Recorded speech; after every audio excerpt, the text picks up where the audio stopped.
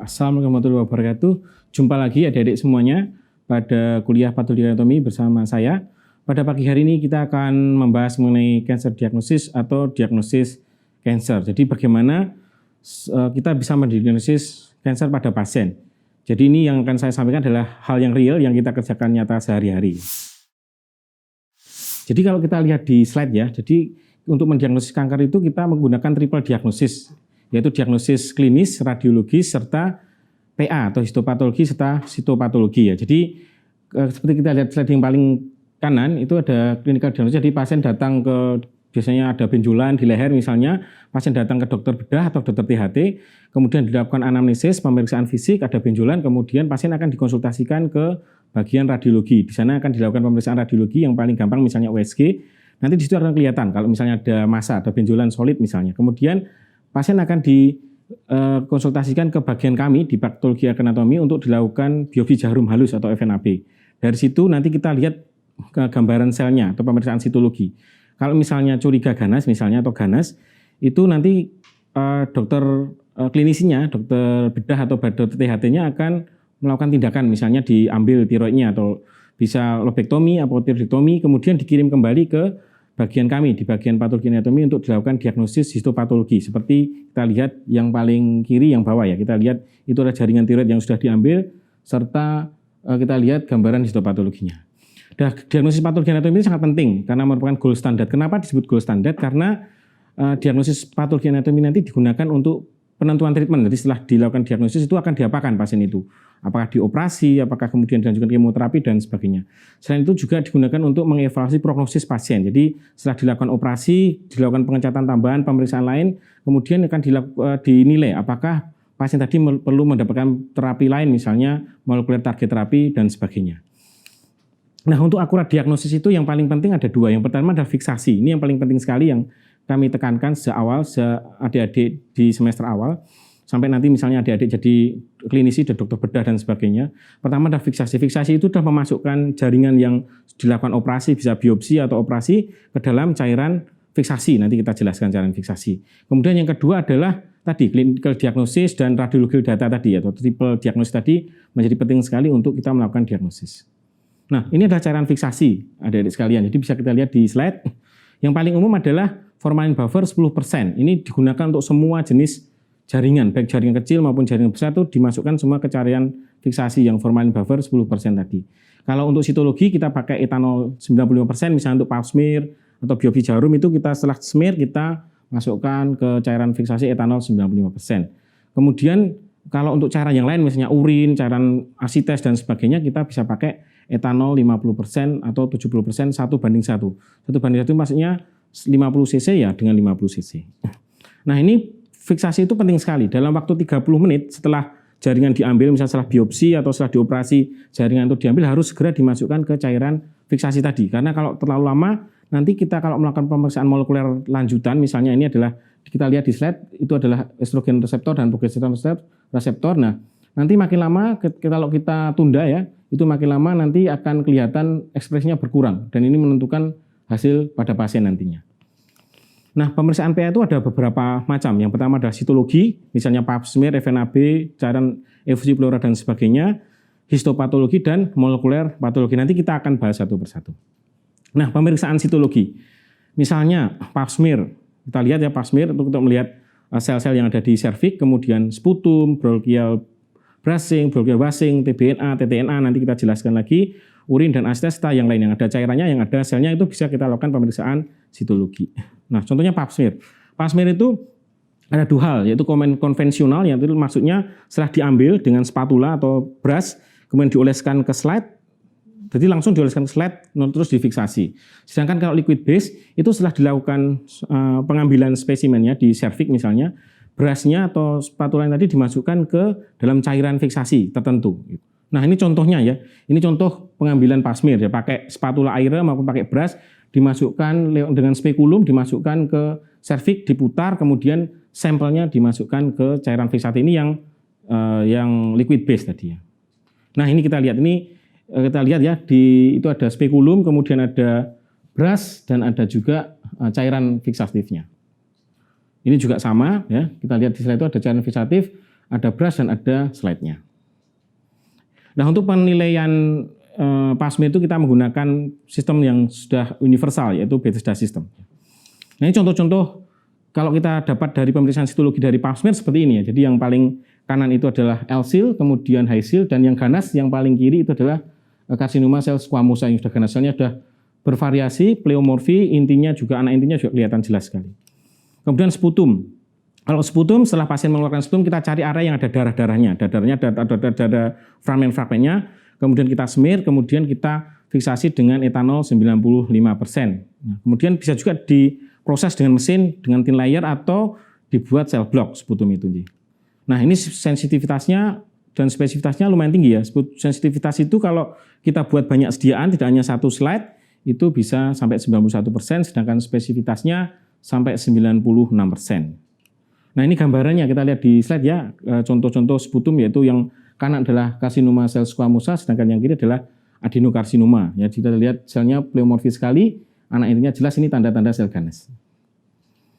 Kemudian bronchial specimen, jadi dari bronkus itu dengan bronkoskopi itu dikasih sikat ujungnya, nanti bisa disikat, setelah disikat nanti dismear ke slide, kemudian difiksasi dengan etanol 95%, kemudian sisanya dicuci jadi bronchial washing, atau bisa juga dibuat sel block untuk pemeriksaan lanjutan.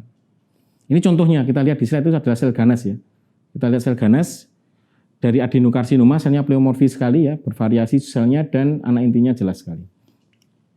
Sedangkan yang ini, slide ini kita lihat ya, yang kanan adalah karsinoma sel squamosa, sedangkan yang kiri adalah adenokarsinoma. Ini adalah hasil dari bronchial washing tadi ya. Setelah di brushing, di washing, hasilnya seperti ini. Kemudian ada juga namanya TBNA, jadi transbronchial needle aspirasi. Jadi di bronkoskopinya tadi ujungnya diberi jarum, nanti dimasukkan, kemudian kalau ada benjolan atau lesi ditusuk di situ, kemudian diambil. Kemudian yang berikutnya adalah percutaneous fine needle aspirasi TTNA. Jadi ini dari luar ya, dari luar kita lihat di gambar itu, dari luar ada benjolan di paru-paru atau lesi paru-paru, dengan panduan USG atau CT scan nanti ditusuk ya, dengan panduan USG atau CT scan nanti kita dapat sampelnya, terus kita lakukan pemeriksaan mikroskopis. Ini urin ya, urin. Kalau urin ini biasanya diambil 3-4 jam setelah pasien kencing terakhir. Jadi berbeda dengan pemeriksaan urinalisa yang lain yang biasanya diambil pada urin pagi hari, ini 3-4 jam setelah pasien terakhir kencing ya. Kemudian dipakai adalah midstream, maksudnya urin yang pertama keluar dibuang, yang tengah ditampung, kemudian yang terakhir dibuang ya. Ini adalah rekomendasi fiksasinya, bisa kita lihat di slide tadi ya. Nah, ini contoh-contoh dari gambaran sitologi dari urin. Ini adalah karsinoma buli-buli atau karsinoma vesica urinaria ya, urothelial karsinoma. Kita lihat selnya bervariasi, pleomorfi, anak intinya juga jelas sekali. Kemudian fine needle aspirasi biopsi atau FNAB atau AJH ya. Jadi ini alat-alat yang diperlukan, ada slide-nya, ada jarumnya, ada kameko untuk menggenggam jarumnya, kemudian ada cairan fiksasinya, ya, ada spetnya. Nah, ini pasien misalnya ini pada kasus benjolan di tiroid tadi ya, itu kita bisa posisikan pasien, kemudian dilakukan pengambilan sampel tadi, ditusuk di benjolan di tiroidnya tadi. Ini kalau blind itu maksudnya tanpa panduan USG, itu kita bisa melakukan pada lesi-lesi yang homogen. Homogen itu maksudnya semua kistik atau semuanya solid, itu bisa. Tapi kalau sebagian solid, sebagian kistik itu tidak bisa, kita harus pakai panduan USG. Jadi nanti dengan panduan USG, pas di USG pasiennya, kemudian kita tusuk sehingga jarumnya tadi pas di benjolan yang solid tadi, karena biasanya yang curiga ganas itu yang padat tadi. Kemudian kita lakukan smear di slide tadi, terus kita lakukan pengecatan. Sensitivitas spesifitas dari FNAB lumayan tinggi ya. Untuk tiroid ini ada penelitian antara 83 spesifitasnya, sedangkan spesifitasnya sekitar 92% ya. Nah, ini contoh gambar hasil dari FNAB tiroid. Ini gambaran yang kanan itu seperti jari-jari tersun papiler, sedangkan yang kiri lebih kita perbesar, ada gambaran ground glass dan sebagainya. Ya, selnya bervariasi, itu adalah ciri khas dari papillary thyroid carcinoma. Ini kalau kita melakukan biopsi jarum pada payudara, ini pada kasus kanker payudara yang ductal karsinoma, ini gambarnya seperti ini, selnya bervariasi besar-besar ya, berbesar-besar, bervariasi, kromatinya kasar. Kemudian kita memasuki pemeriksaan histopatologi. Histopatologi ini kalau di PA adalah pemeriksaan standarnya. Jadi kalau sitologi itu sebenarnya bukan pemeriksaan standar pemeriksaan untuk pemeriksaan patologi anatomi ya. Jadi gold standarnya adalah pemeriksaan histopatologi tadi. Sitologi sebenarnya hanya untuk menentukan apakah ada keganasan atau tidak tadi. Tetapi pada kasus-kasus tertentu, misalnya pada kanker di paru karena sulit ngambilnya, kalau kita lakukan biopsi misalnya, itu maka dilakukan pemeriksaan dari sitologi. Dari sitologi kita dituntut untuk bisa melakukan diagnosis, misalnya adenokarsinoma, karsinoma sel squamosa, karena diagnosis berbeda, terapinya berbeda, makanya kita harus bisa mendiagnosis dengan pasti. Tapi kalau di kasus-kasus lain maka disarankan pemeriksaan adalah histopatologi atau jaringan. Jadi kita ambil jaringannya. Nah ini contohnya pada kanker payudara. Pemeriksaan histopatologi itu ada dua, yaitu makroskopis. Kita periksa secara makroskopis, kita lihat wujud barangnya seperti apa ya.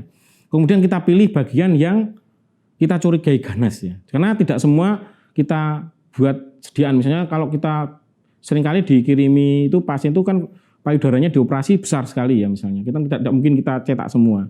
Atau dikirimi ovarium 1 ember besar, itu kan nggak mungkin kita periksa jadikan slide semua, itu banyak sekali. Makanya kita pilih bagian yang kita curigai ganas. Makanya kita pakai pemeriksaan makroskopis, kita pilih bagian yang kita curigai. Ini yang kita lihat, yang putih-putih itu ya, adik-adik sekalian, yang putih-putih itu adalah bagian yang kita curigai ganas. Kemudian kita lakukan pemeriksaan mikroskopis, setelah diproses ya, dipotong mikrotom, dicat. Nah, kita lihat dengan dapat slide, kita lihat ya. Kita lihat ini gambarannya ya. Jadi yang dari yang paling atas kemudian ke kanan kan ke bawah itu adalah karsinoma ductal invasive ductal karsinoma NOS ya, non otherwise specified, dengan grading yang berbeda-beda.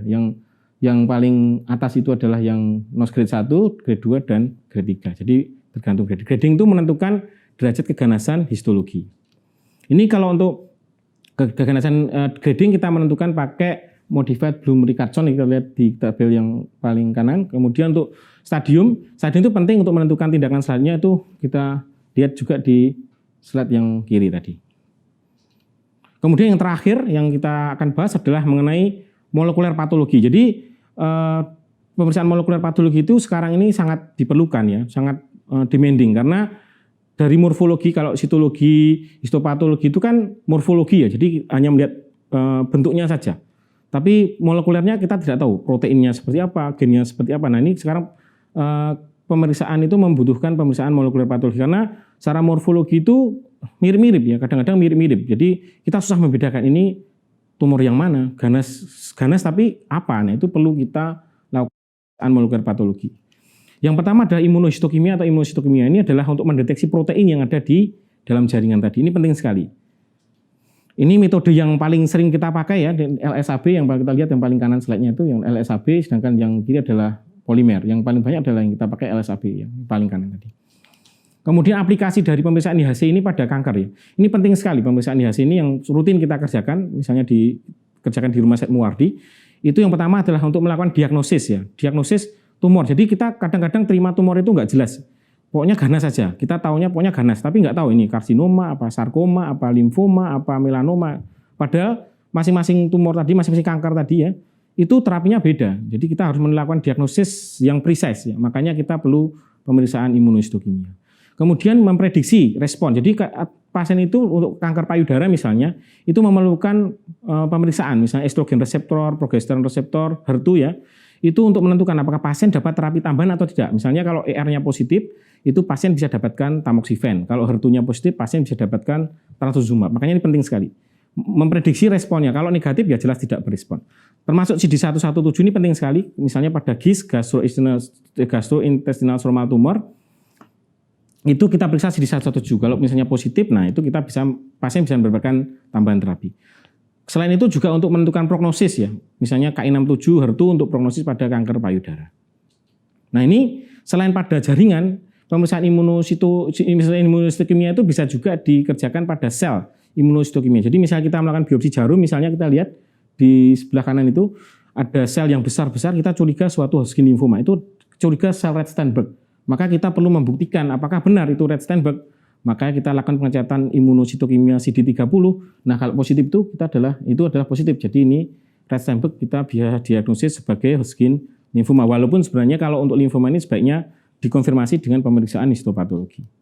Nah, ini contohnya ya, kalau kita dapatkan gambaran seperti ini pusing dokter PA-nya ya, karena gambarannya mirip-mirip. Ini adalah kita lihat yang sebelah kanan itu gambarnya cuma bulat biru kecil. Nah, itu kemungkinannya banyak sekali. Masih bisa Ewing sarkoma, bisa limfoma, bisa rhabdomyosarkom, jadi macam-macam masih bisa. Dan terapinya itu beda-beda. Yang jadi masalah karena terapinya itu berbeda sehingga kesulitan kita nanti kalau tidak mendiagnosis secara precise. Makanya kita perlu pengecatan IHC.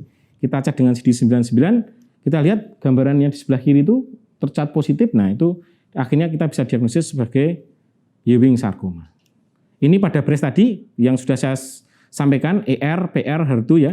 ER yang atas, PR di bawah, dan HER2 yang paling kiri tadi. Kalau pasien seperti ini, pasien bisa mendapatkan terapi tambahan, yaitu tamoxifen dan trastuzumab. Nah kemudian in situ hibridisasi ini adalah, kalau tadi IHC tadi mendeteksi protein, ini mendeteksi gennya atau RNA-nya. Nah ini konsepnya, jadi kita desain probe, nanti kita hibridisasikan dari probe tadi sesuai dengan gen yang kita ingin tahu, kemudian kita hibridisasi, kemudian kita bisa lihat di dalam jaringan tadi ekspresinya. Ini contohnya ya. Ini biasanya pada pemeriksaan HER2 positif 2 ya. Kalau HER2 positif 2 itu pasien tidak bisa dapat terapi. Jadi yang bisa dapat terapi itu kalau HER2-nya positif 3. Nah kalau positif 2 itu nggak bisa dapat terapi. Caranya gimana akhirnya? Kita harus memastikan bahwa gen HER2-nya itu benar-benar teramplifikasi. Makanya kita pakai pemeriksaan ini, in situ hibridisasi ini pakai yang fluoresen, yang bawah itu adalah IHC-nya. Jadi kita lihat ya yang B dan C tadi ya. Yang B tadi ya, itu merah-merahnya banyak, itu tandanya adalah gen HER2-nya teramplifikasi ya. Jadi kita pastikan apakah ada amplifikasi gen HER2 atau tidak. Jadi kalau tidak ada, pasien tidak dapat terapi. Kalau FISH-nya positif, ada amplifikasi, pasiennya walaupun positif 2 pada IHC, pasiennya bisa dapat terapi. Ini kita buktikan ya dengan IHC yang kanan ya. Yang kiri IHC maaf, yang kanan adalah ini CIS, kromogenik. Jadi selain dengan fluoresen kita bisa pakai kromogenik untuk melihat amplifikasi gen tadi. Jadi positif 3, yang kiri kita lihat ada dot banyak sekali ya. Pink-pink itu adalah amplifikasi gen. Sedangkan yang di bawah itu negatif, yang kiri juga negatif. Dotnya tidak banyak. Jadi tidak teramplifikasi gennya. Nah terakhir ini mutasi gen ya. Mutasi gen itu penting untuk terapi pasien. Jadi ada beberapa yang kita periksa, yaitu mutasi EGFR pada lung cancer dan mutasi KRAS pada colon cancer misalnya. Ini sampel yang bisa kita pakai ya. Jadi ada jaringan segar, bisa parafin blok, bisa tadi sitologi tadi, sikatan bronkus, TTNA maupun dari sel blok tadi. Ini metode yang sering kita gunakan di rumah sakit ada real time PCR ya. Kita pakai real time PCR. Ini contoh-contoh real time PCR mesinnya dan ini kitnya. Contoh-contoh dari kit yang bisa digunakan untuk menilai mutasi EGFR. Jadi ini penting sekali. Kenapa kok EGFR perlu diperiksa? Karena EGFR di kanker paru itu memegang peranan yang penting sekali ya untuk proliferasi, metastasis, survival dan sebagainya. Jadi ini adalah jarum molekuler yang sangat penting. Kenapa penting kita periksa ya? Karena ternyata letak mutasi yang berbeda itu respon terapinya beda. Misalnya pasien mutasi di ekson 20, nah itu bahaya karena kalau pasien mutasi di ekson 20 itu pasiennya resisten, kalau kita berikan anti EGFR, gefitinib, elotinib itu tidak mempan, jadi tidak mubadir nanti. Makanya perlu kita periksa, pastikan dulu bahwa ada mutasi tidak, kemudian mutasinya di mana. Kalau mutasinya di ekson 20, maka kita tidak perlu memberikan anti EGFR dan gefitinib dan elotinib misalnya karena nanti resisten, pasiennya tidak mempan, jadi kan mubadir. Makanya disebut sebagai precise medicine atau personalized medicine. Jadi diagnosisnya sama-sama adenokarsinomanya, tetapi terapinya beda. Satunya dapat gefitinib, satunya tidak dapat karena hasil dari pemeriksaan molekuler tadi. Nah ini yang terakhir pemeriksaan KRAS pada colon cancer. Ini colon cancer itu KRAS penting sekali karena berkaitan dengan survival, proliferasi, metastasis, kita lihat di pathway-nya tadi. Nah kalau di KRAS ini kalau ada mutasi maka pasien tidak dapat terapi anti EGFR. Tapi kalau tidak ada mutasi pasien bisa dapat terapi anti EGFR. Jadi itulah kenapa penting dilakukan pemeriksaan mutasi tadi. Ya, terima kasih adik-adik sekalian, semoga bermanfaat. Jadi semoga adik-adik mendapatkan gambaran secara real apa yang dikerjakan untuk mendiagnosis pasien di kehidupan nyata sehari-hari di praktek klinis ya. Semoga bermanfaat, tetap semangat dan tetap sehat. Assalamualaikum warahmatullahi wabarakatuh.